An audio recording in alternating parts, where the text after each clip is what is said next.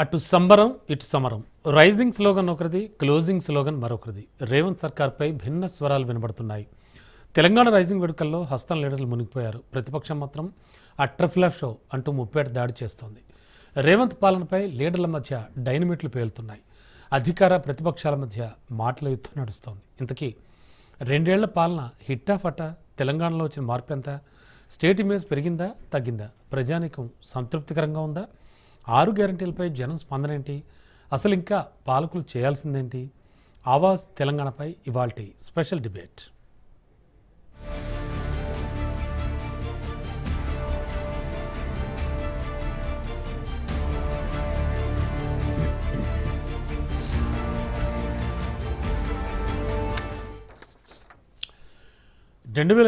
December 7న తెలంగాణలో Congress party అధికారాన్ని చేజిక్కించుకుంది.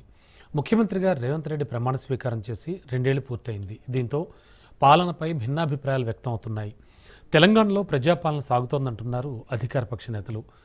2 ఏళ్లలో ఎంతో అభివృద్ధి చేశామంటున్నారు. మహిళలకు ఉచిత బస్సు సౌకర్యం, విద్యార్థులకు కొలువుల భర్తీ, రైతులకు 2 లక్షల రుణమాఫీ, 200 యూనిట్ల వరకు ఉచిత విద్యుత్, కుల గణన, మూసీ సుందరీకరణ అంశాలు ప్రస్తావిస్తున్నారు కాంగ్రెస్ లీడర్లు.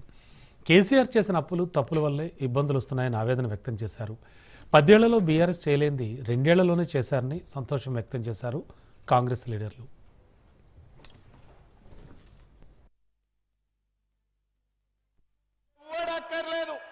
మా కాంగ్రెస్ పార్టీ కార్యకర్తలు మా దిక్కుంటే నీ పక్కనే నీ కొడుకుంటే చాలు నీ పార్టీని బొంద పెట్టనీకే. నీకెవ్వడక్కర్లేదు. నీ కొడుకే గుదిబండ.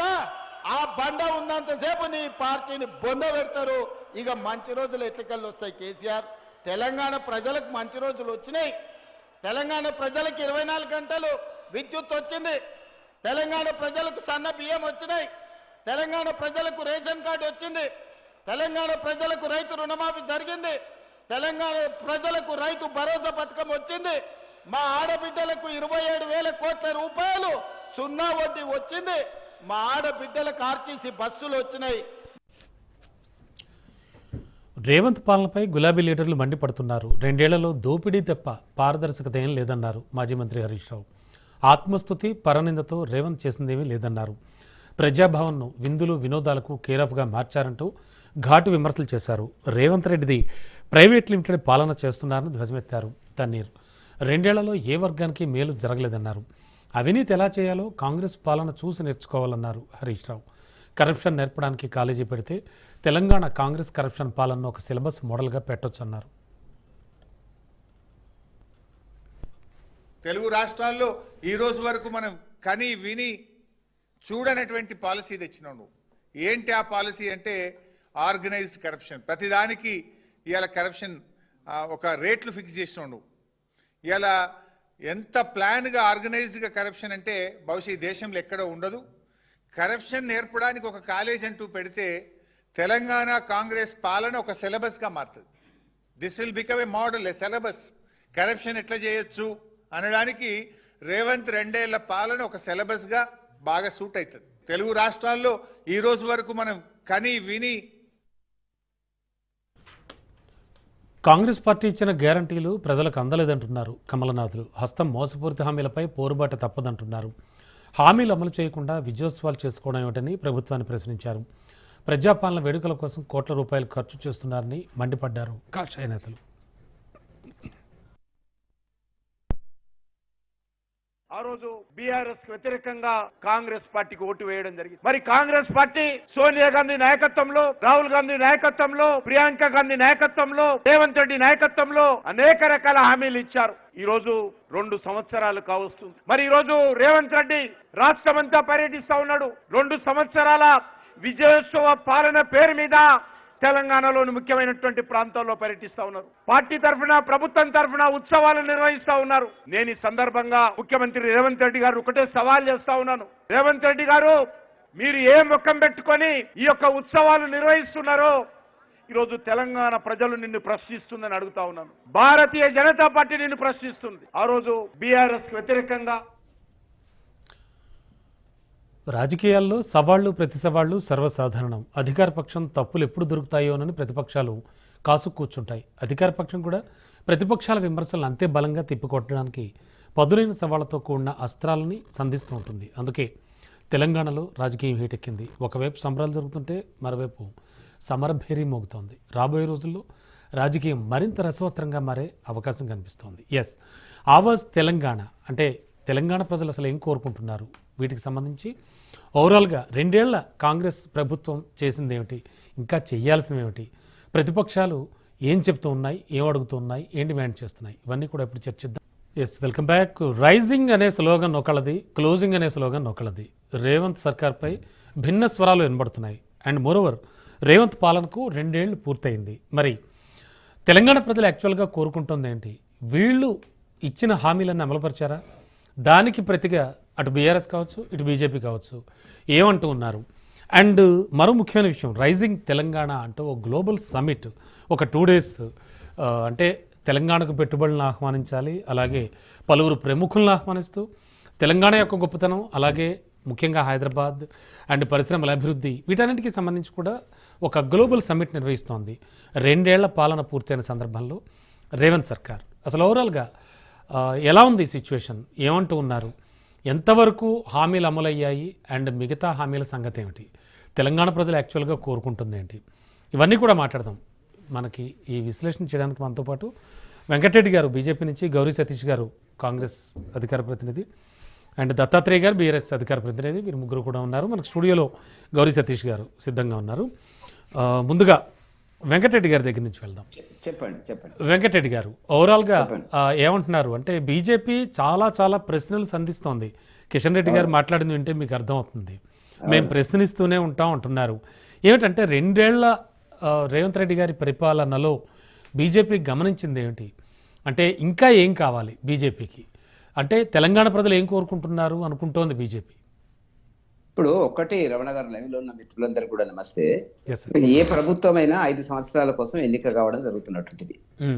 సరే, ఇప్పుడు రేవంత్ రెడ్డి గారు చెప్పుకుంటున్నారు నేనే ఉంటా 10 సంవత్సరాలు అనేటువంటిది, మరి అది వేరే సంగతి. అది పక్కకు పెడితే, ఎన్నికలకు ముందు ఆయన పిసిసి ప్రెసిడెంట్ గా ఉన్నాడు.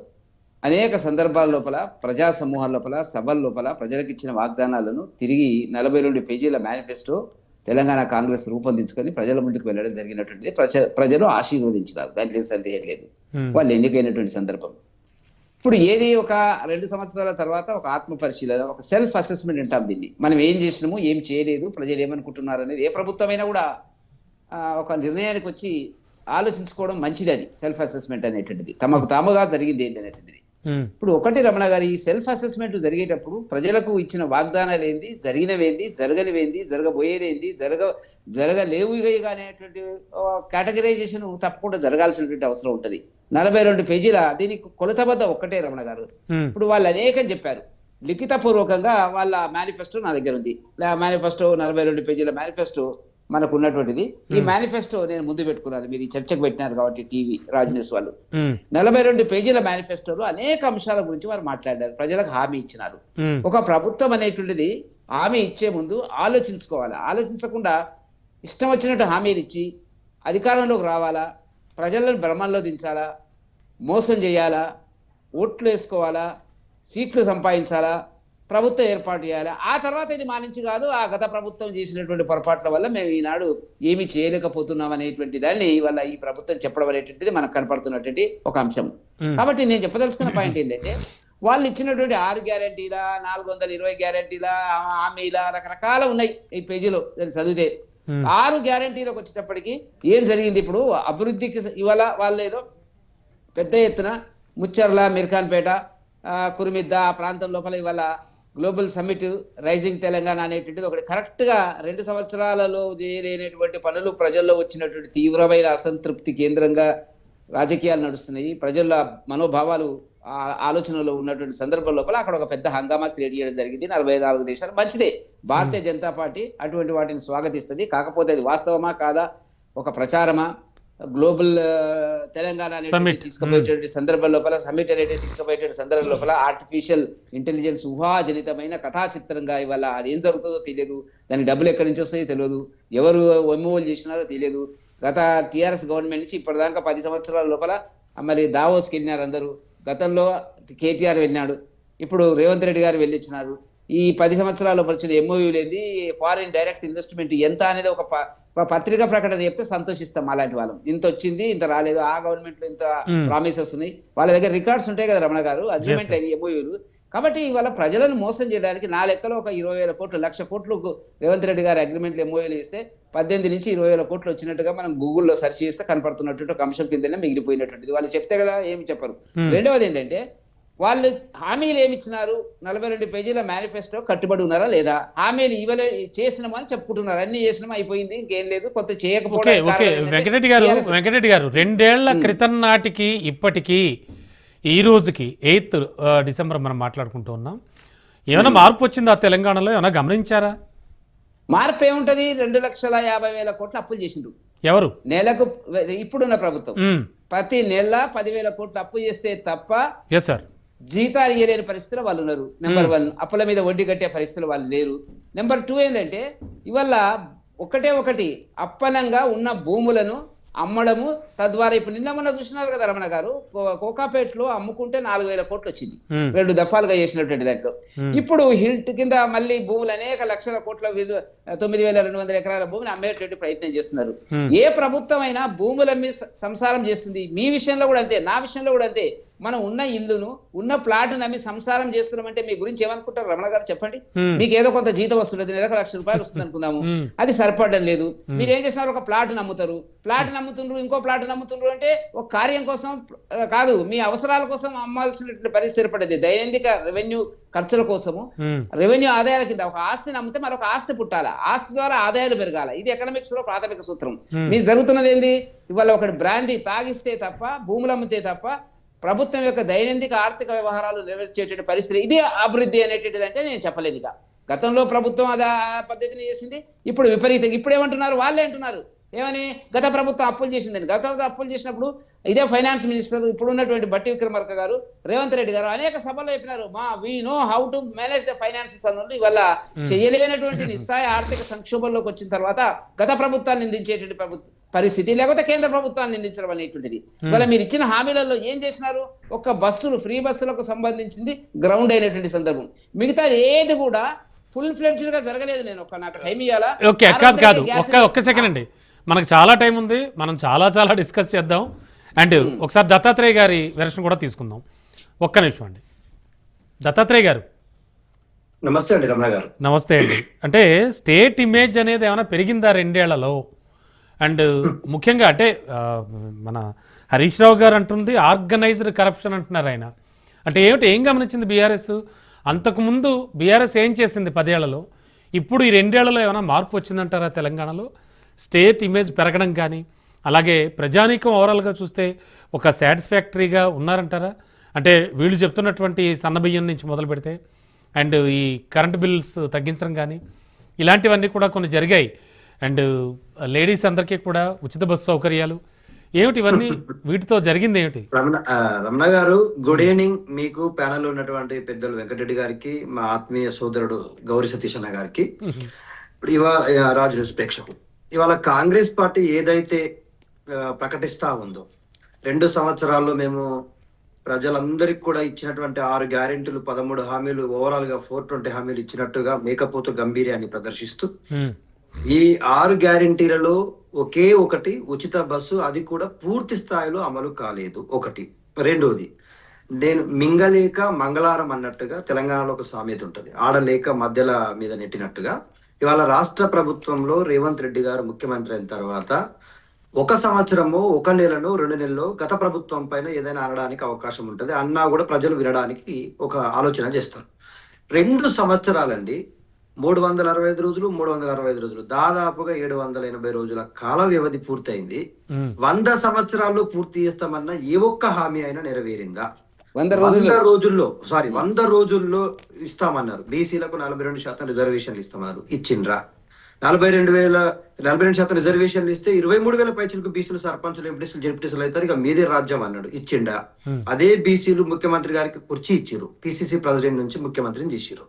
కానీ వాళ్ళ బీసీలను, అతిపెద్ద సామాజిక వర్గం బీసీలను మోసం చేసిరు. ఒక్క బీసీలతోనే కాదు, ఒక వ్యవసాయ రంగాన్ని మనం తీసుకుంటే, వ్యవసాయ రంగంలో 9.5 సంవత్సరాల్లో కేసీఆర్ ప్రభుత్వంలో ఏ ఒక్క రోజైనా యూరియా కోసం చెప్పులు పెట్టి క్యూలో నిలబడ్డ రైతుల్ని మనం చూసినామా? ఇవాళ రైతు బంధు కోసం ఏడ్చేటువంటి రైతులను మనం చూసినామా? రుణమాఫీ కోసం ఏడుస్తున్న రైతులను మనం చూసినామా?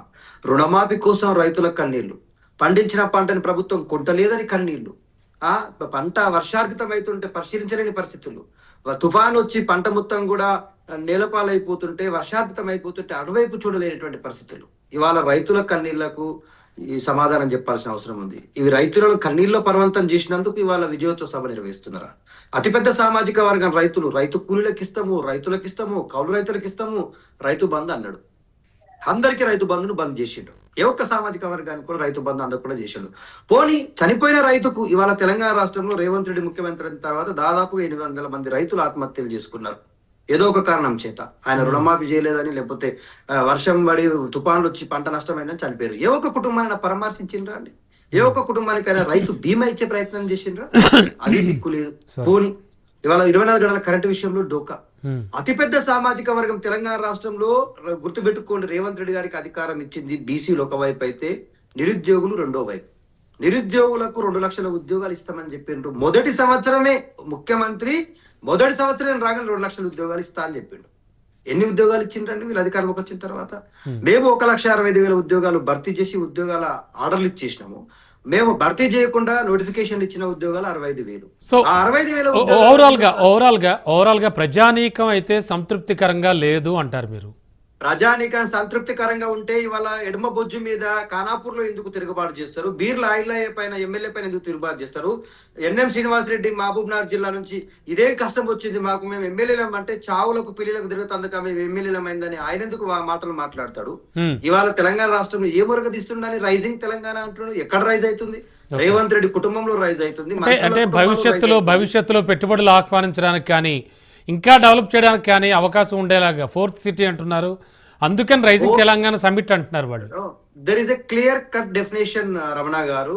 That is not a rising Telangana, that is a falling Telangana. ఎందుకు అంటా ఉన్నామంటే రేవంత్ రెడ్డి గారు హైదరాబాద్ నగర ప్రతిష్టను దిగజార్చిండ్రు హైడ్రా పేరు మీద. 16,000 కుటుంబాలను ఎస్సీ ఎస్టీ బీసీ మైనారిటీ వర్గాలను రోడ్డు మీద పడేసిండు హైడ్రా పేరు మీద. ఏ ఒక్క బడాబాబుల ఇండ్లు కూల్చకుండా కేవలం పేదవాళ్ళ ఇండ్లు విజయోత్సవ సభలు పెడుతురా హైదరాబాద్ లో? ఒక్క నిమిషం. కాంగ్రెస్ గౌరీ సతీష్ గారు వారి వెర్షన్ కూడా వినాలి మనం.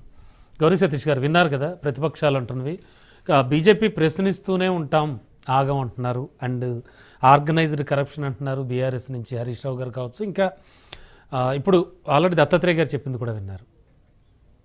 ముందుగా చర్చలో పాల్గొంటున్నటువంటి వెంకటరెడ్డి గారు, మా మిత్రులు దత్తాత్రేయ గారికి, మీకు రాజ్ న్యూస్ ప్రేక్షకులందరూ కూడా సాయంకాలం నమస్కారం తెలియజేస్తూ, ఎందుకంటే మనము ఫస్ట్ వాస్తవాన్ని గ్రహించాలి. 2 పర్యాయాలు అధికారంలో ఉన్నటువంటి టీఆర్ఎస్ బీఆర్ఎస్ పార్టీ ప్రజాస్వామ్యాన్ని తుంగలో తొక్కినటువంటి, ఏదైతే ఉద్యమాల పేరుతోటి ఉద్యమాలు చేసి తెలంగాణ సాధించుకున్నటువంటి యావత్ తెలంగాణ సమాజం అంతా కనీసం ధర్నా చౌకును ఎత్తేసినటువంటి ఘనత టీఆర్ఎస్ పార్టీదా కాదా ఒక్కసారి ఆత్మపరిశీలన చేసుకోవాలి. అక్కడి నుంచి మొదలుకొని మాకు అవకాశం కల్పించి 2 సంవత్సరాలు గడిచిన సందర్భంగా తెలంగాణ ప్రజలకు అందరికీ కాంగ్రెస్ పార్టీ పక్షాన ధన్యవాదాలు, కృతజ్ఞతలు తెలియజేస్తాను. ఎందుకనంటే కంచెలు తుంచి అందరినీ కలవడానికి అవకాశం కల్పించినటువంటి పార్టీ కాంగ్రెస్ పార్టీ, ప్రజాప్రభుత్వం. అది ప్రాథమికంగా ప్రజాస్వామ్యాన్ని, ప్రభుత్వంలో ఉన్నటువంటి పెద్దలను గౌరవించుకోవడానికి, కలవడానికి, సమస్యలు చెప్పుకోవడానికి కాంగ్రెస్ పార్టీ కల్పించినటువంటి ఒక సామాజిక స్ఫూర్తికి, మహిళలు చదువుకోవడానికి, విద్య అనేది జీవితానికి వెలుగు లాంటిదని చెప్పి ఈ సమాజానికి చాటి చెప్పినటువంటి మహాత్మా జ్యోతిరావు పూలే పేరు పెట్టి ఈ ప్రభుత్వానికి కానీ ప్రజలకు కానీ అందుబాటులో తెచ్చినటువంటి ఘనత మనం అందరం కూడా ఒకసారి గుర్తు చేసుకోవాలి. అది వాస్తవమా కాదా మనం అందరం కూడా ఆలోచన చేయాలి. కనీసం మంత్రులను కలిగినటువంటి ముఖ్యమంత్రులు, ఎమ్మెల్యేలను కలిగినటువంటి మంత్రులు ఎవరైతే ఉన్నారో మనం ప్రత్యక్షంగా చూడాలి. దాంతోపాటుగా ఎవరైతే ఫాలిన్ అన్నారో బీఆర్ఎస్ టీఆర్ఎస్ పార్టీ నాయకులు, ఎందుకు ఫాలిన్ అంటే వారు గతంలో ఎలక్షన్ల ముందే స్కీములు తెచ్చినటువంటి ఘనత వారిది. కానీ మేము తెలంగాణ రాష్ట్రంలో కనీసం గతంలో ఉన్నటువంటి పరిస్థితి, ఆర్థిక పరిస్థితి చక్కదిద్దుకుంటూ వేతనాలు లేనటువంటి పరిస్థితి నుంచి 1వ తారీఖు వారికి వేతనాలు ఇచ్చేట్టుగా చేసినటువంటి ఘనత ప్రజాప్రభుత్వాందా కాదా వాస్తవాన్ని గ్రహించాలి. సమాజానికి తెలుసు. ఇటీవల జరిగినటువంటి ప్రజాస్వామ్యంలో ఎవరి విశ్వసనీయత ప్రజల దగ్గర ఉందో లేదో ఎన్నికల అప్పుడు మాత్రమే బయటపడదనేది మనం అందరికీ కూడా మనం ఆత్మపరిశీలన చేసుకోవాలి. అది ప్రత్యక్ష నిదర్శనం అనేది కూడా మనం ఆలోచన చేయాలి. ఎందుకనంటే మేము చేసినటువంటి ఉచిత బస్సు కానీ, దాంతోపాటుగా రైతులు ఎవరైతే బీఆర్ఎస్ టీఆర్ఎస్ పార్టీ రైతుల గురించి మాట్లాడితే ఉచిత బస్సు పూర్తి స్థాయిలో అమలు కాలేదు అనేది వారి వాదన. సార్, మనం ఆర్టీసీలో ఉన్నటువంటి సంఘాలను వారు నిర్వీర్యం చేస్తే ఎంతమంది ఆత్మహత్య చేసుకున్నారు ఆర్టీసీ కార్మికులు మనం ప్రత్యక్షంగా చూస్తాం. ఆత్మహత్యలు అంటే గుర్తొచ్చింది. 800 మంది పైగా రైతులు ఆత్మహత్యలు చేసుకున్నారు.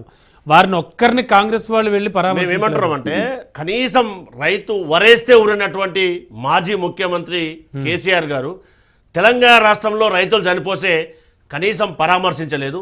ఇక్కడ ఉన్నటువంటి తెలంగాణ ప్రజాధనాన్ని హర్యానా రాష్ట్రానికి వెళ్ళి 2 లక్షల రూపాయలు పంచారా లేదా మనందరూ కూడా బాగా తెలుసు. అది మర్చిపోయి ఇప్పుడు మాట్లాడితే ఈ సమాజం యాక్సెప్ట్ చేస్తుందా లేదా? మనం గడిచినటువంటి పార్లమెంట్ ఎన్నికలు కానీ, ఇటీవల జరిగినటువంటి జూబ్లీహిల్స్ ఎన్నికలు కానీ, వారి పురిటిగడ్డైనటువంటి మెదక్లో, కరీంనగర్లో ఏదైతే ఉందో కనీసం కౌన్సిల్లో అభ్యర్థులు కూడా పెట్టినటువంటి పరిస్థితిని మీరు ఇచ్చిన హామీ యువతకి 2 లక్షల ఉద్యోగాలు 1 ఇయర్ లో అంటే మేమేం చెప్తున్నామంటే ఆర్థిక పరిస్థితిని చక్కదిద్దుకుంటూ వారు ఉద్యోగాల గురించి చాలా చక్కని మాట చెప్పారు. తెలంగాణ రాష్ట్రంలో జరిగినటువంటి ఏవైతే టీఎస్పీఎస్ ద్వారా జరిగే నియామకాలు ఏవైతే ఉన్నాయో కనీసం భారతదేశంలోనే తెలంగాణ రాష్ట్రానికి మచ్చగా చేసినటువంటి ఘనత ఎవరిదో మనందరూ కూడా బాగా తెలుసు. ఎందుకనంటే నియామక ప్రక్రియ చక్కగా జరగక ఆ పేపర్లు జిరాక్స్ సెంటర్లో జరిగే విధంగా పరీక్ష నిర్వహణ ఎక్కడ జరిగింది బాగా తెలుసు. ఎందుకు చెప్తున్నామంటే ఎందుకో ఇక్కడ గ్రూప్ 1 ఉద్యోగాలను మేము అర్హులైనటువంటి వారికి మా దత్తాత్రేయ గారు మాట్లాడుతుంటే నేను మాట్లాడలేదు. నేను కూడా ఏం జరిగింది దత్తాత్రేయ గారు ఒక్క నిమిషం. కానీ గ్రూప్ 1 ఉద్యోగాలు నియామకాలు ఇచ్చుంటే వాళ్ళు డబ్బులు తీసుకొని ఇచ్చారని చెప్పి గౌరవ ఉన్నత న్యాయస్థానం కల్పించుకొని చెల్లుబాటు కాదని స్టేట్మెంట్ ఇచ్చినటువంటి ఘనతను కూడా మనం వాళ్ళు కూడా ఒకసారి బీఆర్ఎస్ జాబ్ క్యాలెండర్ ఖచ్చితంగా అమలు చేస్తున్నాం. దాంతో పాటుగా వారు చెప్పారు కదా ఉద్యోగాలు ఇస్తున్నామని చెప్పి, ఒకవేళ వారు ఉద్యోగాలు ఇస్తే మేము గవర్నమెంట్ రాగానే ఇదే రవీంద్ర భారతి పక్కన ఉన్నటువంటి ఎల్బీ స్టేడియంలో ఎందుకు 65,000 ఉద్యోగాల నియామక పత్రాలు మేము ఎందుకు ఇవ్వాల్సి వచ్చింది? వారు చిత్తశుద్ధి ఉంటే తెలంగాణ రాష్ట్రం ఏ ట్యాగ్ లైన్తో అయితే నీళ్లు నిధులు నియామకాల పేరుతున్నటువంటి దానిని వాళ్ళు చిత్తశుద్ధితో పనిచేస్తే మాకెందుకు అవకాశం కల్పించారో ఒక్కసారి ఆత్మపరిశీలన చేసుకోవాలి. ఆ నియామక పత్రాలు ఇవ్వడానికి కూడా పెద్ద ఆయన కానీ నియామక పత్రాలు చేపట్టడానికి 6 గ్యారెంటీలు పూర్తి స్థాయిలో అమలు అవుతున్నాయా అంటే మాకు 5 సంవత్సరాలకు మాకు మ్యాండేట్ ఇచ్చారు. ఏవైతే ఉచిత బస్సు కానీ 20,000 కోట్ల రూపాయలు రైతుల రుణమాఫీ కానీ 202 కరెంటు కానీ 1,180 రూపాయలు ఉన్నటువంటి గ్యాస్ 500 రూపాయలకి వేయడం కానీ, దాంతో పాటుగా ఏదైతే రైతులకు ఏదైతే బోనస్ ఉందో రైతులకు ఏదైతే బోనస్ ఉందో వెంకటరెడ్డి గారు కానీ దత్తాత్రేయ గారు రమణ గారు వాళ్ళు మాట్లాడినప్పుడు నేను మాట్లాడలేదు. వాళ్ళని కూడా డిస్టర్బ్ చేయడం నాకు చాలా ఈజీ.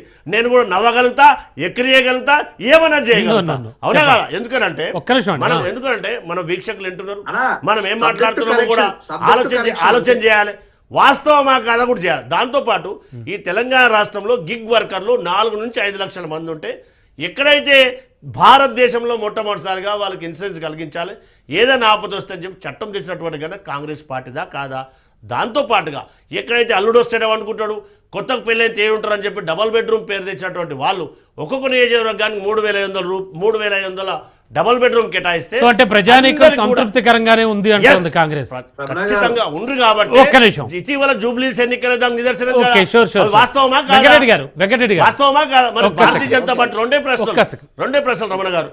మరి వారి ఎన్నికల ముందు 2 కోట్ల ఉద్యోగాలు ఇస్తామని చెప్పారు. ఆ 2 కోట్ల ఉద్యోగాలు భారతదేశ యువత అంతా 1000 కంతులు ఎదురు చూస్తూ ఉన్నారు. దాంతో పాటుగా నల్లధనం తెచ్చి జన్ధన్ ఖాతాలో వేస్తామని చెప్పారు. 15 లక్షల రూపాయలు ఎవరి అకౌంట్ వేసారో గౌరవ మోడీ గారు చెప్పాలి. ఒక్క సెకండ్ వెంకటరెడ్డి గారు చెప్పండి. గౌరీ సతీష్ గారు చెప్పినవన్నీ విన్నారు మీరు. ఇప్పుడు గౌరీ సతీష్ గారు 2 కోట్లు అంటే ఆ లెక్క 2 కోట్లు మేము ప్రభుత్వ ఉద్యోగాలు ఇస్తామని చెప్పలేదు. ఉపాధి అవకాశాలను దేశం మొత్తం మీద కల్పిస్తామన్నది కల్పించినది. లెక్కలు కూడా మా దగ్గర ఉన్నటువంటిది. ఇప్పుడు మీకు ఎగ్జాంపుల్ కావాలంటే ఎక్కడొచ్చింది ఇది కావాలంటే, నేను హైదరాబాద్ గురించి మాట్లాడతలేను, అందరికీ తెలుసు. పక్కన ఉండే మా తుక్కు కూడా ఒక రెడ్డి. సాయంత్రం వెళ్దాం మనం, 100 మంది ఎక్కడెక్కడి నుంచో వచ్చి ఉద్యోగాలు చేసి సాయంత్రం మనకు కనపడుతున్నటువంటి సందర్భం. ఎక్కడ బీహారు, ఒరిస్సా, ఉత్తరప్రదేశ్, హైదరాబాద్ మొత్తం నుంచి వచ్చిందండి. ఉపాధి అంటే వాళ్ళకి అర్థం కాదు ఏంటంటే, మీలాగా ప్రభుత్వ ఉద్యోగాలు ఇస్తామని చెప్పలే, మీరు 2 లక్షల ఉద్యోగాలు ఇస్తామన్నారు. ఏమి ఇచ్చిందో తెలియని పరిస్థితి ఉంది. మీరు జాబ్ క్యాలెండర్ ఇచ్చినారు, page number last 2 pages job calendar ఇచ్చినారు, అమలు చేయలేదు. నేను అది కాదు అంటున్నటువంటిది. ఇవాళ నేను ఏమంటున్నా అంటే, మీ పరిపాలన లోపల ఉద్యోగస్తులు 3.5 లక్షల మంది రిటైర్ అయిన ఉద్యోగస్తులు ఉన్నారు, ఒక 6-7 లక్షల మంది రెగ్యులర్ కాంట్రాక్టు అందరినీ కలిపితే ఒక 10 లక్షలు. 10 లక్షలు అంటే వాళ్ళ కుటుంబాలు ఒక ఇంటికి నలుగురు నేర్చినా కూడా 50-60 లక్షల కుటుంబాలకు సంబంధించినటువంటి సమస్యలు ఇవల్ల 75 సంవత్సరాలుగా ఏ ప్రభుత్వం చేయనటువంటి, అంటే మీరు పాలించినది 50 ఏళ్ళు, మీరు కూడా చేయనటువంటి, గత ముఖ్యమంత్రులు కాంగ్రెస్ ముఖ్యమంత్రులు చేయనటువంటి అన్యాయాలు ఇవాళ ఈ ఉద్యోగస్తులకు జరుగుతున్నటువంటిది. మీరు ఆయన జీతం ఇయ్యలేదన్నారు, నిజమే. జీతం వాస్తవానికి నేను చెప్తున్నాను, నేను జీతం డ్రా చేస్తున్నాండి. కేసీఆర్ జమానాలో కూడా హైదరాబాద్లో పనిచేసేటువంటి ఉద్యోగస్తులందరికీ ఫస్ట్కే వచ్చిందండి జీతము. నేను రిటైర్ అయ్యి పెన్షన్ ఇప్పటివరకు తీసుకుంటున్నాను కదా. జిల్లాలలో కొంత తడబాటు జరిగినటువంటి మాట వాస్తవం. ఇప్పుడు జీతాలు ఆయన ఇవ్వకపోతే ఆయన ఇవ్వలేదు, ఆయనను ఇంటికి పంపించినారు. మీరు వాళ్ళు ఏం చేస్తున్నారు, పెన్షనరీ బెనిఫిట్స్ 8,000 మంది రిటైర్ అయినటువంటి వాళ్ళకు 15,000 కోట్ల రూపాయలు పెన్షనరీ బెనిఫిట్స్ ఇవ్వకపోతే ఇవాళ 29వ వ్యక్తి ఆత్మహత్య చేసుకున్నారు. మానసిక సంఘర్షణ, రిటైర్మెంట్ బెనిఫిట్స్ రాకుండా 50 ఏళ్ళు పనిచేసి 21 సంవత్సరాలు పనిచేసిన తర్వాత 30-40 లక్షలు వస్తే ఏదైనా చేసుకుందామా అనేటువంటిది, ఇల్లు కట్టుకుందామా, పిల్లలకి ఇద్దామా, ఫిక్స్డ్ డిపాజిట్ చేసుకుందామా అనేటువంటి మీరేం చేస్తున్నారండి ఇవాళ? వెంకటరెడ్డి గారు గత రెండేళ్ల నుంచి చూస్తే ఏ ఒక్క ప్లస్ పాయింట్ కూడా జరగలేదా తెలంగాణకి, మోరోవర్ హైదరాబాద్కి? నేను హైదరాబాద్ లో జరిగింది ఏదో చెప్పవాలండి. ఏదైనా పెద్ద ప్రాజెక్టు టేకప్ చేసిండ్రా? ఏదైనా పెద్ద రోడ్స్ చేయడం జరిగిందా? ఏం జరిగిందో చెప్పండి. అవినీతి కేంద్రంగా పాలన సాగుతుంది. గత ప్రభుత్వం కుటుంబ అవినీతి జరిగింది, ఇప్పుడు ఇవాళ డీసెంట్రలైజ్డ్ కరప్షన్ సిస్టమ్ మంత్రులు జరుగుతుంది. ఎంత పర్సెంటేజ్ నేను చెప్పాలన్నా? అంటే హరీష్ రావు గారు చెప్పిందే మీరు అంటున్నారు, హరీష్ రావు గారిదే మీరు మరోసారి పునరుద్ధరిస్తున్నారు. మా దగ్గర జనం వస్తారు, మేము అనేక రకాలుగా ప్రయత్నం చేసి చూస్తుంటాము. అన్న ఇట్లా జరుగుతుంది, చూడవా మరి ఏం జరుగుతుంది. ఎస్ సార్, వెంకటరెడ్డి గారు వెల్కమ్ బ్యాక్. ఆవాజ్ తెలంగాణపై ప్రత్యేక డిబేట్ ఒకటి చేస్తూ ఉన్నాం. అందులో మనతో పాటు వెంకటరెడ్డి గారు బీజేపీ నుంచి, అంటే దత్తాత్రేయ గారు బీఆర్ఎస్ నుంచి, అండ్ గౌరీ సతీష్ గారు కాంగ్రెస్ నుంచి వారి పార్టీల వెర్షన్ చెప్తూ ఉన్నారు, మనం మాట్లాడుతూ ఉన్నాం. దత్తాత్రేయ గారు, ఓవరాల్గా చూస్తే కనుక రైజింగ్ తెలంగాణ గ్లోబల్ సమ్మిట్ మీ టైంలో కూడా చాలా సమ్మిట్లు నిర్వహించారు. అలాగే ఇప్పుడు వీరు కూడా 2 years దాటిన తరువాత మొన్న 7th అఫ్కోర్స్ నిన్న 7th కల్లా 2 years కంప్లీట్ అయింది రేవంత్ రెడ్డి గారి పాలన. అంటే ప్రజాపాలన వారోత్సవాలు ఆల్రెడీ కొన్నాళ్ళ నుంచి జరుపుతూ ఉన్నారు. ఈ నేపథ్యంలో రైజింగ్ తెలంగాణ గ్లోబల్ సమ్మిట్ తెలంగాణకి ప్లస్ ఏం జరుగుతోంది? ఇప్పుడు నేనేమంటున్నా రమణ గారు, ప్లీజ్, ప్రజాపాలన కాదు ఇది, ప్రజలను మోసం చేసిన పాలన, డోకా చేసిన పాలన, నయావంచన చేసిన పాలన ఇది. ఎందుకంటా ఉన్నామంటే అత్యంత పెద్ద సామాజిక వర్గమైనటువంటి మహిళలకు ఇచ్చిన హామీలు ఒక్కసారి మనం చూద్దాం. ఉచిత బస్సును పక్కన పెడదామండి, ఉచిత బస్సుతోని ఎంతమంది ప్రయాణం చేస్తారు, ఏంది గాలిక్కలు చెప్తా ఉన్నారు. కానీ నేను మాట్లాడుతున్నది పాపం ప్రతి కుటుంబంలో ఉన్నటువంటి మహిళలకు 18 ఏళ్ళు నిండిన ప్రతి మహిళకు 2,500 రూపాయలు ఇస్తా అన్నాడు. పెళ్ళైన ప్రతి ఆడపిల్లకు తులం బంగారం అన్నాడు. ఖాళీలకు బూతున్న వాళ్ళకు స్కూటీలు అన్నాడు. మన దసరాకు బతుకమ్మ చీరలు మేము ఇస్తుంటే వీళ్ళు ఇవన్నీ సాధ్యమే అంటారా? ఇవన్నీ సాధ్యం అనిపించాయి కాదండి. ఇప్పుడు రమణ గారు, సాధ్యమా అసాధ్యమా కాంగ్రెస్ పార్టీ నాయకుల బుర్రల్లో ఆ రోజు మెదడుందా లేదా? మరి ప్రకటించేటప్పుడు నోటి మాటలుగా ప్రకటించారు, లెక్కలు చేసుకొని చూసుకునేసరికి తడిసి మోపడైతుంది అంటా ఉన్నారు. మరి మేము ఎట్లా చేసినాం? ఈ టైంలో చాలా అప్పులు చేసి పెట్టారంటున్నారు. అప్పులు విపరీతంగా చేశారు అంటున్నారు. నేనేమంటున్నా, మా టైంలో మేము రైతులకు ఇచ్చిన హామీ గాని, వృద్ధులకు వికలాంగులకు ఇచ్చిన పెన్షన్లు గాని, కేసీఆర్ గారి తొలి ప్రభుత్వంలోనే మేము 24 గంటల ఉచిత విద్యుత్ నాణ్యమైంది ఇచ్చినాం రైతులకు. దాంతో పాటుగా ప్రతి కుటుంబానికి మిషన్ భగీరథ ద్వారా తాగునీరు ఇచ్చినాం. మిషన్ కాకతీయ ద్వారా 44,000 చెరువులను పునరుద్ధరించినాం. వాటితో పాటు 200 రూపాయల పెన్షన్లు ఉన్నటువంటి వృద్ధులని మేము 1000 రూపాయలు చేసినాం. ఇట్లా చెప్పుకుంటూ పోతే కళ్యాణ లక్ష్మి, షాది ముబారక్, వ్యవసాయానికి ఆధునికరమైనటువంటి ఇచ్చినాం, ట్రాక్టర్లు ఇచ్చినాం, స్ప్రింక్లర్లు ఇచ్చినాం. ఇట్లా 100% SC STలకు సబ్సిడీలు ఇచ్చినాం. వీటన్నిటిలో మేము ఎక్కడ కూడా మేము మొదటి సంవత్సరమే మళ్ళీ దాంతో పాటు మేము పెండింగ్ ప్రాజెక్టులు, మనకు అప్పుడే విభజన తర్వాత వచ్చినటువంటి చిక్కులు, ఇరుకులు, ఈ ప్రాబ్లమ్స్ అన్నింటినీ ఓవర్కమ్ చేసుకుని ఇవాళ నిలబడ్డ తెలంగాణలో మేము కట్టింది. మీరు అన్నారు ఇవాళ రైజింగ్ తెలంగాణ పేరు మీద సమితులు కాదండి, మేము రైజింగ్ తెలంగాణ కాదు, తెలంగాణ రాష్ట్రాన్ని పునర్నిర్మాణంలో భాగంగా మేము టీ హబ్, వి హబ్, కమాండ్ కంట్రోల్ రూమ్, ఇవాళ హైదరాబాద్ లో ఇంత పకడ్బందీగా ఏది జరిగినా కూడా 5-10 నిమిషాల్లో 5-10 గంటల్లో మనం క్రైమ్ జరిగినటువంటి వ్యక్తులను పట్టుకునే స్థాయిలో మనం ఇవాళ ఈ హైదరాబాద్ ని పకడ్బందీగా మనం కాపాడుకుంటా ఉన్నాం. ఇవాళ హైదరాబాద్ విచ్ఛిన్నానికి నాంది పలికిండ్రు. మొత్తం ఎక్కడికక్కడ హైదరాబాద్ ని తీసుకుపోతే 4th సిటీ పెడతాడు. ఉన్న సిటీని కాపాడాయా బాబు. ఈ హైదరాబాద్ పేరు మీద దళిత బహుజనుల మీద దాడులు ఏంది? అంటే పెరుగుతున్న జనాభా, అలాగే హైదరాబాద్కి వస్తున్నటువంటి వలసలు కానీ వీటిని దృష్టిలో పెట్టుకుని ఖచ్చితంగా మరో సిటీ లేదా మరో ప్లేస్ డెవలప్ చేసుకోవాల్సిన అవసరం ఉంది కదా. అంటే జనరల్గా ఆలోచిస్తే ఏమంటున్నా రమణ గారు, ఉన్న ఎవరంటారు సిటీని అక్కడ? కూల్చి కొత్త సిటీని కడతానడం అంటే తుగ్లక్ పాలన అంటారు. ఉమ్, ఇవాళ ఉన్న హైదరాబాద్ ని కూల్చి నువ్వు ఎవరికి పెడతావు? కూల్చిన జాగాలన్నీ ఖాళీ చేసి మళ్ళీ కార్పొరేట్ శక్తులకు ఇస్తావట. అవి ఖాళీగా వదిలేస్తే అంటలేవు కదా. కార్పొరేట్ శక్తులతో మేము ప్లాజాలు కట్టిస్తాం, మాల్స్ కట్టిస్తాం అంటావును. అంటే దాని అర్థం ఏంది? పేదోడిని ఖాళీ చేయించి బడాబాబులకు, కాంట్రాక్టర్లకు, పారిశ్రామికవేత్తలకు ఇస్తా అంటున్నావు. మళ్ళా ఇంకోటి, మేము కరప్షన్ గురించి మాట్లాడుకున్నాం. ఈ రాష్ట్రంలో కరప్షన్ పారిశ్రామికవేత్తల తలపైన గన్నులు పెట్టి వసూలు చేస్తున్నారు కదా. ఒక మంత్రి గారి కూతురే స్వయంగా చెప్పింది కదా. ఉమ్. అందులో ముఖ్యమంత్రి గారి సన్నిహితుడు రోహిన్ రెడ్డి ఉన్నాడని చెప్పింది కదా. ఎంతమంది ముఖ్యమంత్రి గారి బ్రదర్స్ కు ఎందుకు అంత ప్రత్యేకత అని చెప్పేసి కూడా చెప్పింది కదా. ఇవాళ ఈ రాష్ట్రంలో రియల్ ఎస్టేట్ ఎట్లా పడిపోయింది, ఇవాళ వ్యవసాయం ఎట్లా పడిపోయింది, విద్యుత్ కష్టాలు ఎట్లా స్టార్ట్ అయినాయి, తాగునీటి కష్టాలు ఎట్లా స్టార్ట్ అయ్యి తెలంగాణ ప్రజలు చూస్తున్నారు కదా. మూసీ నది ప్రక్షాళన చేస్తా ఉంటున్నారు. ఒక మహత్తర ప్రాజెక్ట్ ఎత్తుకున్నారు వారు. అది మూసీ నది ప్రక్షాళన పేరు మీద పేదోళ్ళని ఖాళీ చేయించి పెద్దోళ్లకు బడాబాబులకు ఇవ్వడానికి కంకణం కట్టుకున్నాడు. ఒక నగరాన్ని కూలుస్తారట, ఇంకో నగరాన్ని నిర్మిస్తారట. ఇది ఎక్కడి పద్ధతి అని మేము అడుగుతున్నాం రమణ గారు. ఇవాళ ఉన్న నగరాన్ని నువ్వు వదిలే కొత్త నగరం ఏమైనా కట్టుకుంటే నువ్వు కట్టుకో. నీ రియల్ ఎస్టేట్ వ్యాపారం కోసమో నీ భూముల కోసమో ఏమైనా కట్టుకుంటే కట్టుకో, చేసుకుని మేము కాదనట్లేదు. కానీ ఉన్న నగరాన్ని కూల్చే రైట్ ఎవరు ఇచ్చిండ్రు? పోనీ మరి ఉన్న నగరంలో పేదవాళ్ళు అక్రమంగా ఉన్నారు అంటున్నావు కదా. మరి పెద్దవాళ్ళ సంగతి ఏమైంది? పొంగులేటి శ్రీనివాస్ రెడ్డిది, మహేందర్ రెడ్డిది, మీ బ్రదర్ది ఎందుకు కూల్చలేదు? కేవలం నోటీసులు ఇచ్చినావు, హైకోర్టుకు పోయే అవకాశం ఇచ్చినావు, వాళ్ళు స్టేలు తెచ్చుకొని ఆపుకున్నారు. మరి పేదవాళ్ళ మీద ఎందుకు ఇంత కర్కశంగా వ్యవహరిస్తున్నావు, ఇంత కఠినంగా వ్యవహరిస్తున్నావు? ఎంతమంది వృద్ధులు, వికలాంగులు, మహిళలు రోడ్డున పడి విలపించుకుంటూ పోయారు కదా. ఇంతమంది కన్నీటి పర్వంతమైన. ఓకే అండి, ఓకే, షూర్. సతీష్ గారిని అడుగుదాం. సతీష్ గారు, ఇప్పుడు వెంకటరెడ్డి గారు కొన్ని సంధించారు మీ మీద. దాంతోపాటు మనం ఆలోచన చేయాలి. పచ్చకామలు వచ్చిన వాళ్ళకు లోకమంతా పచ్చగా కనిపిస్తుందంట. ఎందుకంటే బీఆర్ఎస్ పార్టీ నాయకులు వ్యవస్థీకృతమైన ఆర్గనైజ్డ్ కరప్షన్ చేసిరు కాబట్టి వాళ్ళకి ఆ విధంగా కనిపిస్తాయి. ఏ విధంగానంటే సర్ప్లస్ బడ్జెట్తో ఏర్పడ్డటువంటి రాష్ట్రాన్ని అప్పులమయంగా చేసినప్పుడు అది వాళ్ళకి ఇవన్నీ కనిపించలేవు. దాంతోపాటు 8 లక్షల కోట్ల రూపాయలు అప్పు చేసినప్పుడు కేంద్రంలో అధికారంలో ఉన్నటువంటి భారతీయ జనతా పార్టీకి వీళ్ళు ఏం మాట్లాడితే వాళ్ళు కూడా అదే మాట్లాడతారు. తానా అంటే తందానా మనం చాలా ప్రత్యక్షంగా చూసినాం. గలీలో ఫైటింగ్, ఢిల్లీలో దోస్తాను. పార్లమెంట్ ఎన్నికల్లో కూడా ఎవరు ఏం చేసి బీఆర్ఎస్ బీజేపీ ఒకటే కాదా? మనం పార్లమెంట్ ఎన్నికల్లో చూసినాం కదా, ప్రత్యక్షంగా చూసినాం కదా. దాంతో పాటుగా ఎవరైతే ఇందాక ఉద్యోగస్తుల గురించి మాట్లాడాం కదా, 317 జీవో ఏదైతే కనీసం భార్య భర్తలను విడగొట్టినటువంటి ఘనత అప్పుడు నోరు మూసుకున్నటువంటి భారతీయ జనతా పార్టీ కనీసం రోడ్డెక్కి ఎందుకు ఉద్యోగస్తుల పట్ల మరి ఎందుకు వాళ్ళను కేంద్ర ప్రభుత్వం నుంచి వెంకరెడ్డి గారు ఎందుకు మరి కేంద్ర ప్రభుత్వం నుంచి మెడలు వంచి ఎందుకు కేంద్ర ప్రభుత్వం నుంచి మోడీ గారు మరి కేసీఆర్ గారి పైన జీవో రద్దు చేసేందుకు ఎందుకు చర్యలు తీసుకోలేదండి? మన తెలంగాణ బిడ్డలు కాదా? ఎందుకు కేంద్ర ప్రభుత్వం నుంచి ఒత్తిడి చేయలేదు? మన తెలంగాణ రాష్ట్రం కేంద్ర ప్రభుత్వం ఉంది, భారతదేశంలో ఉందిగా. భారతదేశాన్ని వెళ్తుంది భారతీయ జనతా పార్టీ కదా. వాళ్ళు చేసిన నష్టం ఏంది? కనీసం 10 సంవత్సరాల నుంచి ప్రమోషన్ లేనటువంటి ఘనత టీఆర్ఎస్ బీఆర్ఎస్ పార్టీది. ఏ ఉద్యోగస్తులన్నా తీసుకోండి, ప్రమోషన్లు మేము వచ్చిన 2 సంవత్సరాల కాల పరిమితి లోపల ప్రమోషన్లు ఇచ్చినామా లేదా? వీటి ద్వారా ఖాళీలు ఏర్పడతాయా లేదా? ఇంకా వెంకరెడ్డి గారు చెప్పారు, హైదరాబాద్లో ఉద్యోగస్తులు వేతనాలు టైం తీసుకుని చాలు, మిగతా జిల్లాలు తీసుకోకపోయినా పర్లేదు. మిగతా జిల్లాలు తీసుకోకపోయినా మీరు మాట్లాడేటువంటి హైదరాబాద్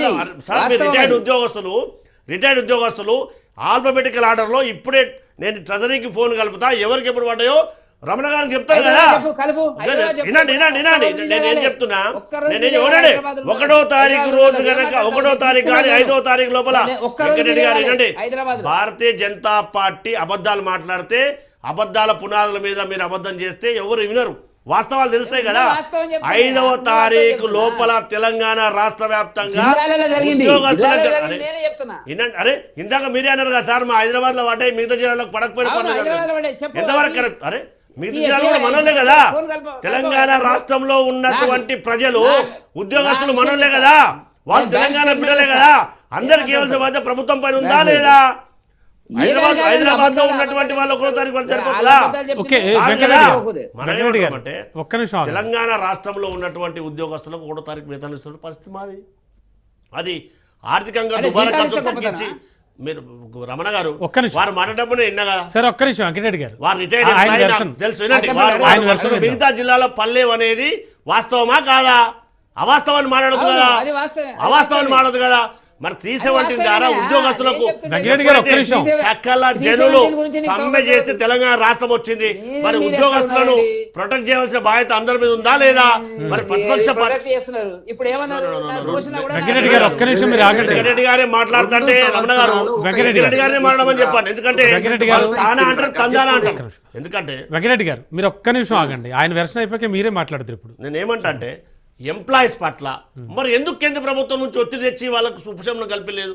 దాంతోపాటుగా ఏదైతే హైడ్రా గురించి మాట్లాడుతుండ్రో, గతంలో హైదరాబాద్లో వర్షం పడి అన్ని కొట్టుకపోతే మరి ఇటీవల 60-70 సంవత్సరాల తర్వాత అంత వర్షం పడితే హైడ్రా కారణంగా హైదరాబాద్లో ఎక్కడ నష్టం జరగలేదు. దాంతోపాటు డీసెంట్రలైజేషన్, హైదరాబాద్ ఒక ప్రాంతం అనేది హైడ్రా పేరుతో పేదవాళ్ళ పొట్టగొడుతున్నారు. మూసి సుందరీకరణతో ఆల్రెడీ పేదవాళ్ళ అక్కడ ఉన్నటువంటి పేదవాళ్ళందరినీ ఖాళీ చేయిస్తున్నారు. మనం ఏమంటామంటే అనాథరైజ్డ్గా ఎవరైతే ఉన్నారో, ఎక్కడైతే సుందరీకరణ మా ప్రాంతంలో ఉన్న వాళ్ళకి ఆ పెయిన్ అనేది తెలుస్తుంది. వారు కూడా గతంలో నిర్దాక్షిణ్యంగా కొట్టేయండి అని చెప్పి గౌరవ మున్సిపల్ శాఖ మంత్రిగా ఉన్నటువంటి కేటీఆర్ గారు మాటలు కూడా ఉన్నాయి కదా, నిర్దాక్షిణ్యంగా కొట్టేయండి అని చెప్పినటువంటి మాటలు. ఎందుకు చెప్తున్నామంటే మూసీ సుందరీకరణ గారి హైడ్రా పేరుతో గారు బతుకమ్మకుంటే ఎవరి చేతిలో ఉండేయండి? అక్కడ గరీబోళ్ళు ఉంటారా? బతుకమ్మకుంటే ఇటీవల ఇయ్యల మాదాపూర్లో 600 కోట్ల ప్రభుత్వ భూమిని కాపాడబడ్డది. అంటే ఒక ప్రైవేట్ భూమి, అది ప్రైవేట్దా, అది ప్రభుత్వానికి చెందుతుంది కదా. అంటే తెలంగాణ ప్రజలందరూ ఒకరికి తగ్గుతుందా? హైడ్రా పేరుతోటి ఎవరైతే ప్రభుత్వ చెరువులు, ఎఫ్టీఎల్ భూములు అన్యాక్రాంతమవుతున్నాయో ఖచ్చితంగా వాటిని కాపాడడానికి హైడ్రా పనిచేస్తుంది. మనం చాలా ప్రాంతాలు చూస్తున్నాం రమణ గారు. హైడ్రా రావాలి, ఈ ప్రాంతాన్ని రక్షించాలి అని చెప్తున్న మాట మనం అవాస్తవం మారుతున్నామా? వాస్తవాలు ప్రజలే చెప్తా ఉన్నారా? ఇది కావాలా లేదని అడుగుతున్నారా లేదా? అంటే ప్రభుత్వ భూమి సంరక్షించబడాలి. ఎక్కడైతే అన్యాక్రాంతమైందో, పెద్దలు ఆక్రమించుకున్నారో, బీఆర్ఎస్ ప్రభుత్వంలో అన్యాక్రాంతమైనటువంటి ప్రాంతం ఏదైతుందో అది ప్రభుత్వ భూమి కాపాడబడాలనేది అందరికి సంబంధించింది కదా. ఓకే అండి, ఇది కదా వాస్తవాన్ని ఆలోచన ఓకే చేయాల్సింది. ఒక్క నిమిషం. వెంకటరెడ్డి గారు చెప్పండి. హైడ్రా వల్ల ప్లస్సే కానీ మైనస్ ఏం లేదు అంటున్నారు. ఇప్పుడు ఆయన చెప్పేదానికి హైడ్రా వాళ్ళకు అనేక రకాల రాజకీయాలు ఉన్నాయి. ఢిల్లీలో వాళ్ళకు ఉండేటువంటి నాయకులకు కాంట్రాక్ట్లు రకరకాలు ఉన్నాయి. అవి ఎందుకు కానీ చర్చకి ఎందుకు కానీ ఎందుకు పోయింది? మరి ఇప్పుడు దమ్ము ధైర్యం ఉంటే హైడ్రా గురించి ఎందుకు చేయలేదు చెప్పవాలండి. ఇప్పుడు ఎందుకు ఎందుకు పోయింది అంటే ప్రజా వ్యతిరేకత వచ్చిన మాట వాస్తవం. దాంట్లో ఎందుకు ముందుకు పోలేదు ఆ విషయం లోపల? పోలేడు కూడా ఆయన. ఒక్కొక్కటి ఇప్పుడు హైదరాబాద్ సెంట్రల్ యూనివర్సిటీ భూములు అమ్మడానికి ముందుకు పోయిండు. ఎందుకు ఎన్నిక వచ్చినాడు? ఇప్పుడు అతను ప్రజా వ్యతిరేకత స్పష్టంగా కనపడుతున్నటువంటి అంశం. నేనేమంటున్నా అంటే రమణ గారు ఉద్యోగస్తుల గురించి మాట్లాడుతున్నాడు. నేను హైదరాబాద్లో 2009లో రిటైర్ అయినా ఇప్పటి వరకు ఏ ఫస్ట్ సెకండ్కు తప్ప నా పెన్షన్ అనేటువంటిది ఇప్పటి వరకు డిలే కాలేదు.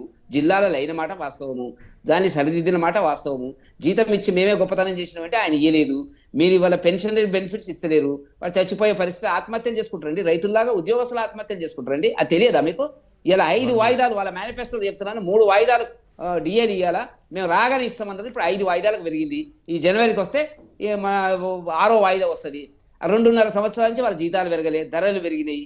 మీరు డిఫాల్టర్ వల్ల కంప్లీట్గా జీతభత్యాలు ఇవ్వలేనటువంటి పరిస్థితుల్లో ఒక రాష్ట్ర ప్రభుత్వం ఉన్నది అంటే దాని గొప్పతనం ఏంది, దాని ఆర్థిక పరిస్థితి ఏంది, దాని అభివృద్ధి ఏంది, ఏం చేస్తామంటే ఎవరు నమ్ముతాడు అనేటువంటిది.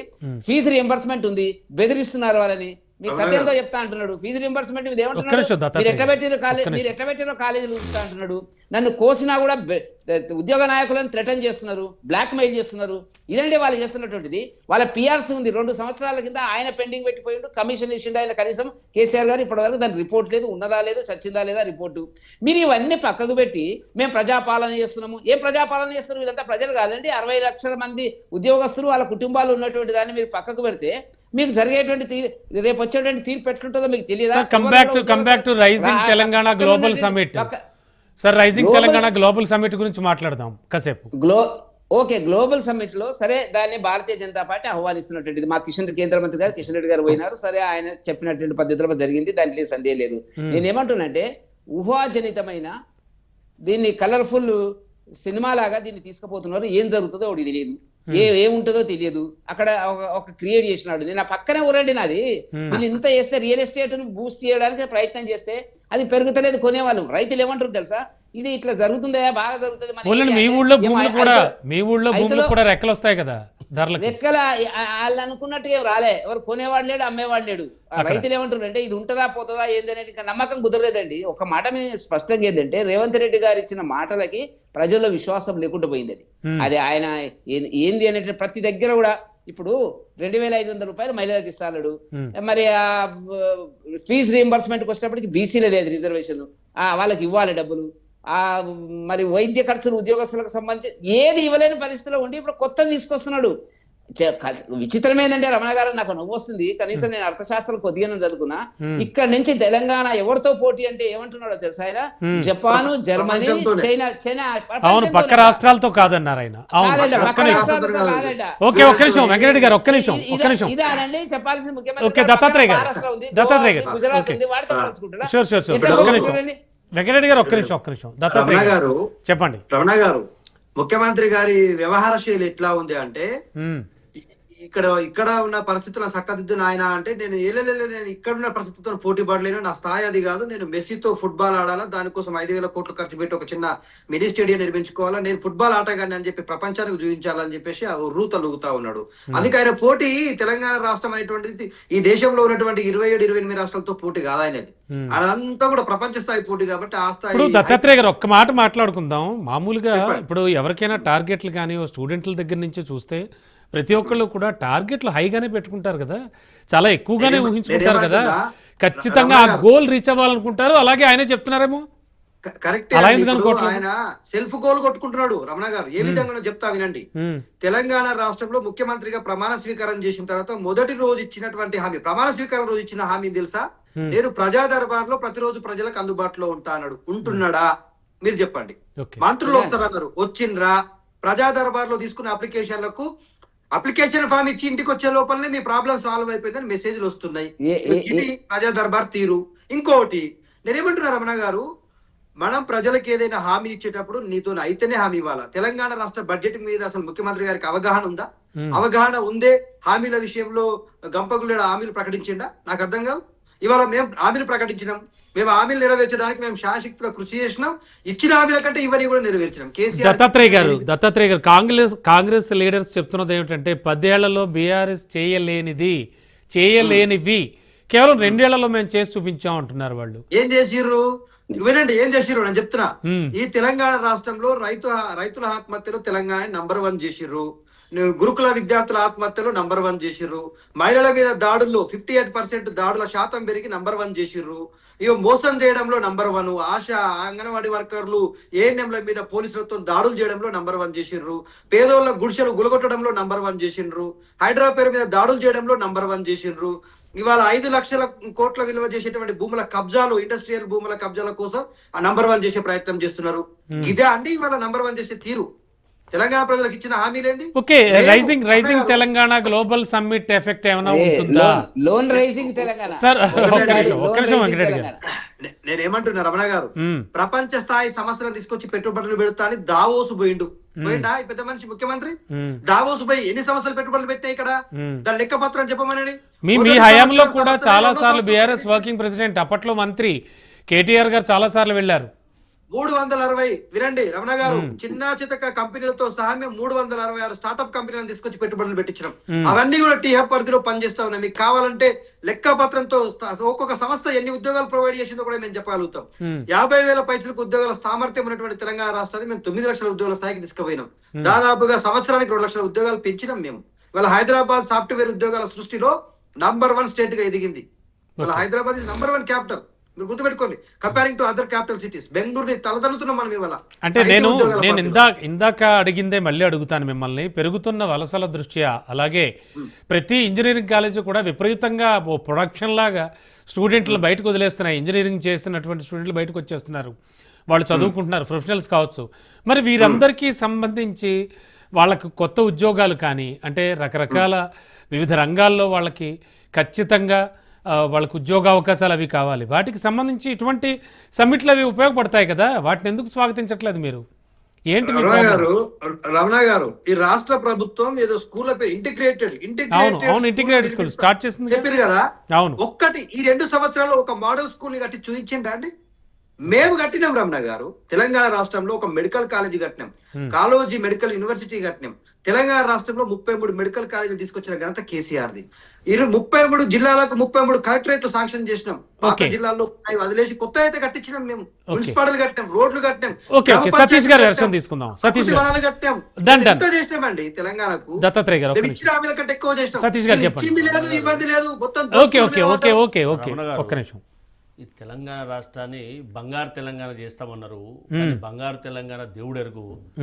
కేసీఆర్ కుటుంబం మాత్రం బంగారమయమైందనేది యావత్ తెలంగాణ సమాజానికి అంతా బాగా తెలుసు. అది వాస్తవం అనేది మనం వాస్తవాన్ని గ్రహించాలి. దాంతోపాటు ఇంటిగ్రేటెడ్ స్కూల్ గురించి అన్నారు బీఆర్ఎస్ నాయకులు. ఇక్కడ నుంచి టీఎస్పీఎస్సీ దగ్గర 2026-27 అకాడమిక్ ఇయర్ అడ్మిషన్స్ ప్రారంభమైనవి.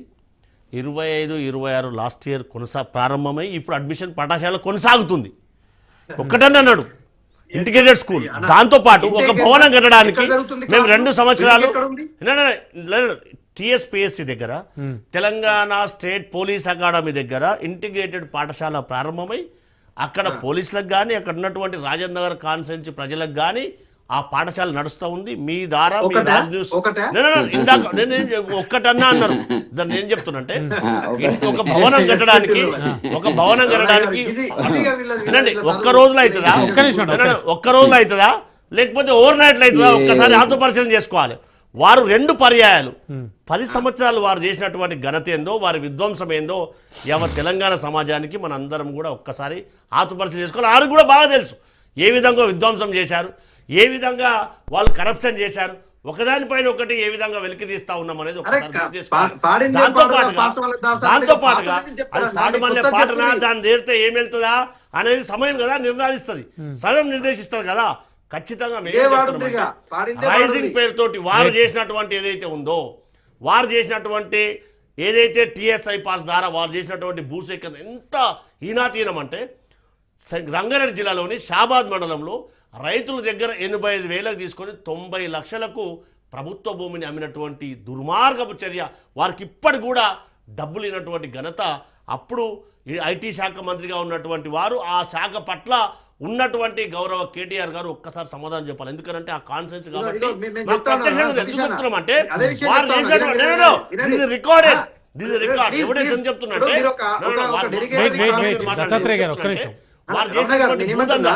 దాంతో పాటుగా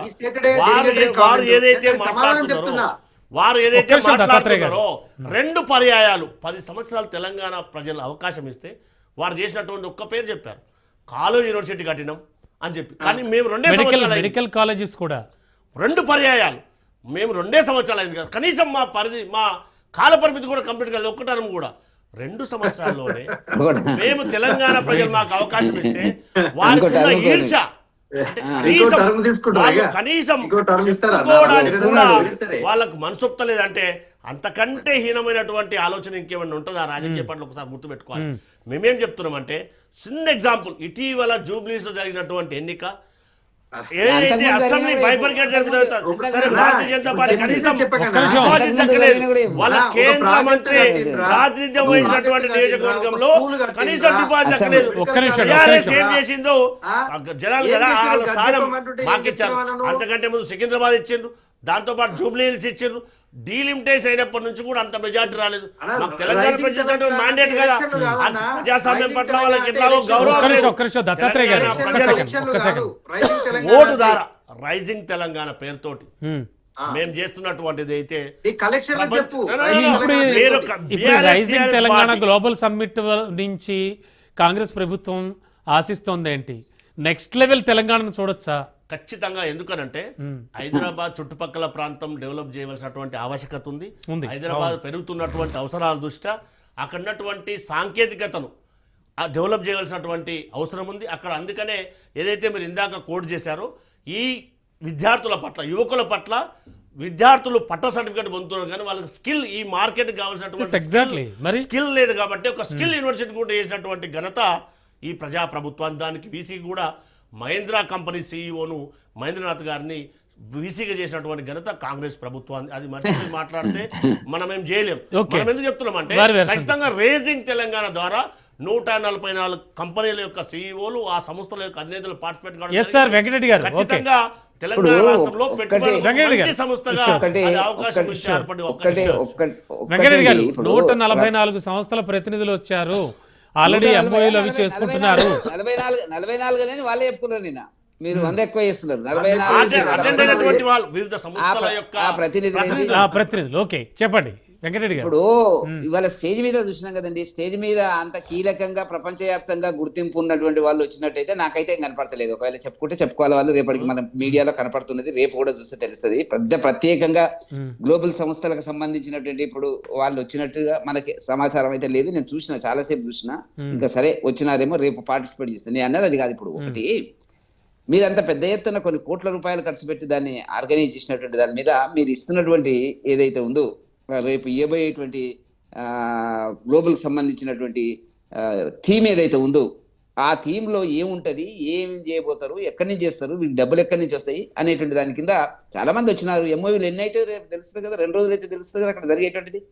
వాస్తవానికి ఏంటంటే ఇవాళ రేవంత్ రెడ్డి గారు తనదైన శైలిలో ఇలా ఒక ప్రచారం, రేవంత్ రెడ్డి గారికి ఉన్నంత ప్రచార ఆవా అనేటువంటిది ఇంకో లేదు. అది లేనివన్నీ మాట్లాడతాడు. మాటల తూటాలు ఉన్నాయి, మాటల మరాఠా. కాబట్టి అనేక విషయాలు అదే పద్ధతి లోపల గెలిచినాడు. మొన్న అనేకం పెండింగ్ ఉన్నాయి, అవన్నీ చేయలేదు. ఇప్పుడు కూడా అదే మాట్లాడుతున్నాడు. మాట్లాడేదానికి అర్థం పడతాం లేకుండా ప్రజలను భ్రమల్లోకి దించే పద్ధతి ఉన్నది. ప్రజలకు అర్థమైపోయిందండి. ఇప్పుడు ప్రజలకు అర్థమైంది. మైరేది ఏమన్నారు, చిన్నమ్మ పెద్దమ్మ అమ్మమ్మ మీరు తీసుకోకండి 2500, ఇప్పుడు తీసుకుంటే మీరు ఇంత వస్తుంది, అప్పుడు తీసుకుంటే అంత వస్తుంది అని చెప్పి ఇవన్నీ లేవండి, రికార్డే లేవండి. వాళ్ళంతా దానికోసమే ఈ స్థానిక ఎన్నికలలో ఓటమి వస్తుంది అని చెప్పి దాన్ని కథలు పట్టించి sir rising Telangana global summit వల్ల ఏ మాత్రం ఉపయోగం లేదా, మాత్రం లేదా ఉన్నదా అనేది ఇప్పుడు 11-12 ఏళ్ల నుంచి వచ్చినటువంటి ఆ ప్రభుత్వం ఈ ప్రభుత్వం వచ్చింది మేము తెచ్చినామని చెప్పమనండి. రేపు పెద్ద అడ్వర్టైజ్మెంట్ 1 లక్ష రూపాయలు పేపర్లకు ఇచ్చి 5 లక్షలు 10 లక్షలు ఇచ్చి చెప్పాలంటే ఫలానా వచ్చింది ఫలానా రాలేదు కాబట్టి నమ్మకాన్ని క్రియేట్ చేయమనండి. ఇదంతా ఒక హంబక్ క్రియేట్ చేసి ప్రచారం కోసం జరుగుతున్నటువంటి వ్యవహారం ఇది.